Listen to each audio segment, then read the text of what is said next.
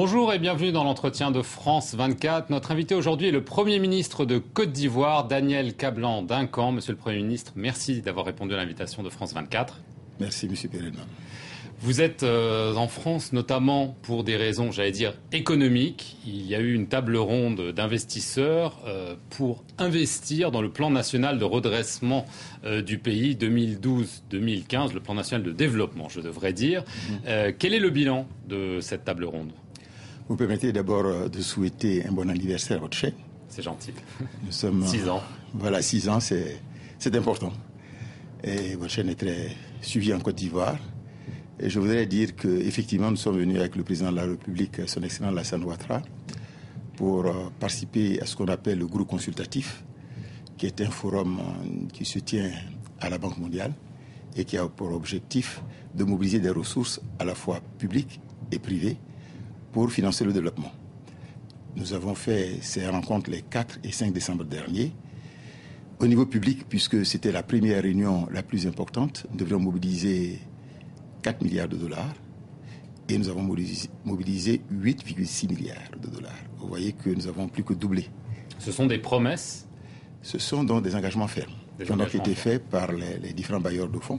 Je peux vous donner quelques-uns de ces bailleurs de fonds.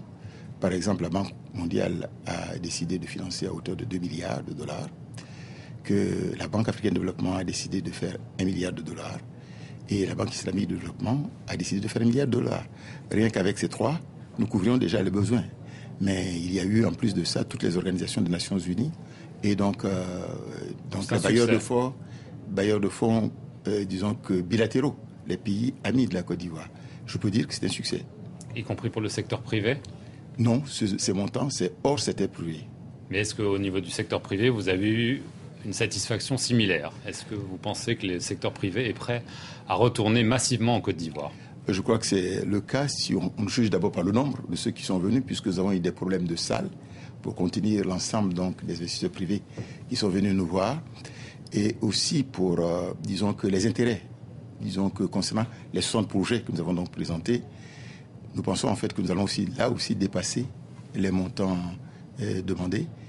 Et je dois dire d'ailleurs que les investisseurs privés sont allés au-delà, puisque certains ont proposé des projets qui n'étaient même pas inscrits, disons qu'à l'ordre du jour. Par exemple, certains ont proposé des raffineries à faire en Côte d'Ivoire. Nous avions donc un problème, par exemple, de marché qu'il fallait voir. Donc je pense que de ce côté-là, quand on fera le bilan au retour au niveau de la Côte d'Ivoire, nous aurons donc une demande très forte. Alors, tout ceci est conditionné quand même à un climat politique, social qui doit s'améliorer dans le pays. La réconciliation nationale avance peu. Certains disent qu'elle n'avance pas et les investisseurs ne viendront que s'il y a une véritable réconciliation nationale. On sait que la crise post-électorale a été très violente, mais on sait que les séquelles sont toujours là. Très bien. Je veux dire que nous avions 3 objectifs fondamentaux au niveau de ce gouvernement. Le premier objectif, c'est la paix et la sécurité, effectivement. Le deuxième objectif, c'est la réconciliation nationale. Et le troisième objectif, c'est la reconstruction et la relance économique. La reconstruction et la relance économique, c'est ce qui a fait l'objet de ce forum. Et le fait qu'il y ait tant de succès montre que malgré quelques éléments qui ont eu lieu, au niveau donc de la sécurité, il n'y a pas beaucoup de problèmes. Il y a quand même eu des attaques qui ont été attribuées aux éléments pro-Gbagbo, qui ont beaucoup inquiété. Vous les avez mis en valeur. Enfin, comment est-ce que vous pouvez dire que la sécurité est là, alors qu'il y a eu des incidents que vous avez vous-même définis comme graves ? Écoutez, ces incidents ont eu lieu quand ? Au mois d'août. Et ils ont été vite maîtrisés. Et c'est ça qu'il faut savoir. Et ceux qui vont souvent à Abidjan le savent. Je sais que la presse et un certain nombre de gens mettent en exergue ces éléments-là. On sait tous que le train qui arrive à l'heure n'intéresse personne. Dès qu'il y a un problème, surtout, comme on dit au niveau des bons élèves, on en parle beaucoup. Mais ce que je voulais vous dire, c'est que ceux qui sont à Abidjan actuellement, téléphonez là-bas avec votre, disons que correspondante là-bas, les choses sont calmes à Abidjan actuellement. Mais effectivement, vous avez raison, il faut pouvoir travailler davantage sur la sécurité. C'est ce que nous faisons avec les pays voisins, tels que le Libéria et le Ghana. Avec le Libéria, les choses sont totalement calmées sur le front ouest. Avec le Ghana, il y a une avancée importante. Les élections ont lieu, disons que le 7 septembre, le 7 décembre prochain. Et nous pensons en fait qu'avec le nouveau gouvernement, nous allons donc accélérer donc disons que le travail de y compris l'extradition de personnalités pro-Gbagbo qui sont réfugiées au Ghana.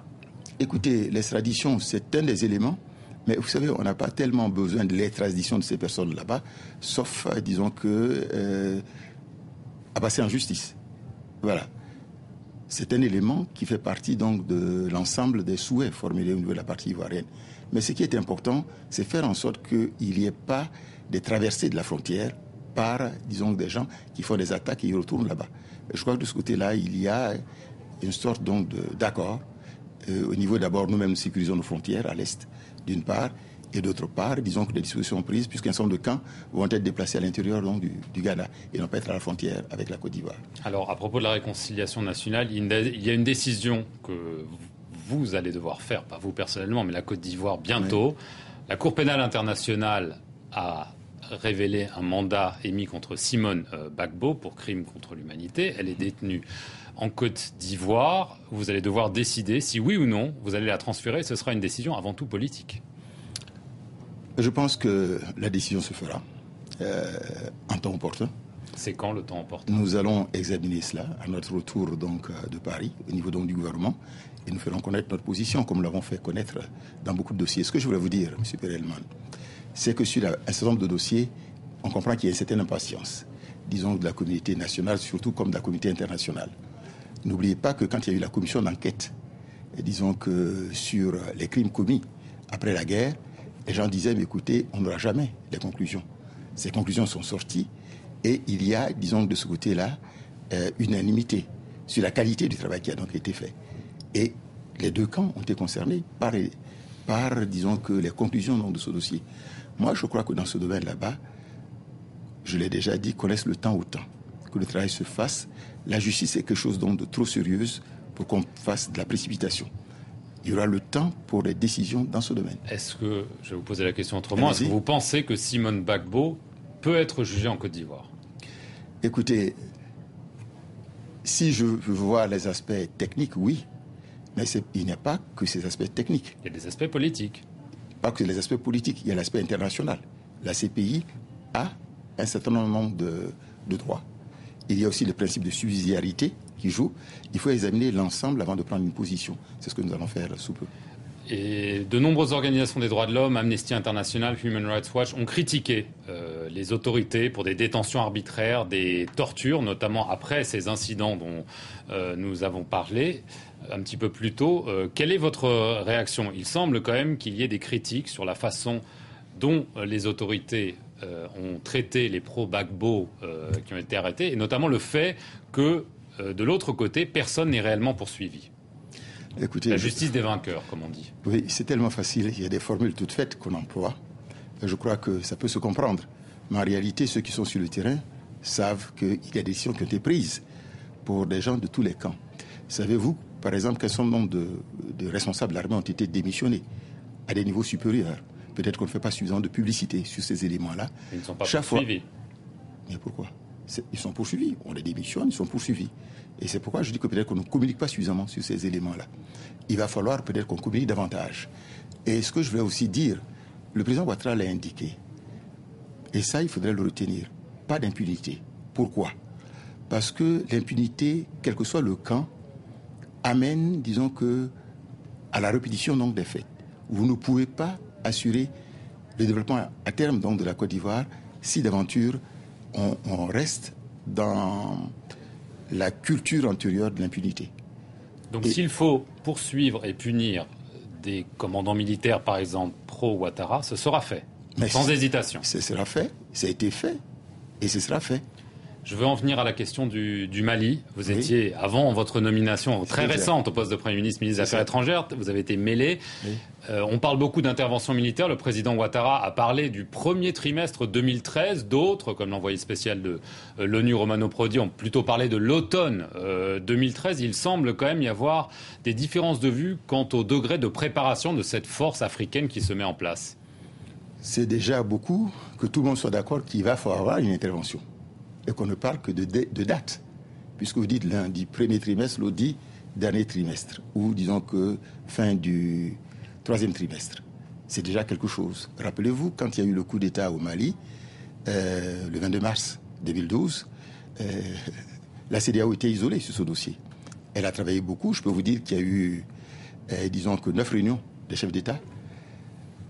11 réunions des chefs d'état-major, 4 réunions des ministres en charge de la sécurité, de la défense et des affaires étrangères pour faire en sorte qu'à la réunion d'Abuja, le 11 novembre dernier, au niveau des chefs d'État, il y ait cette décision de l'intervention des troupes avec 3300 personnes sur un délai d'1 an avec,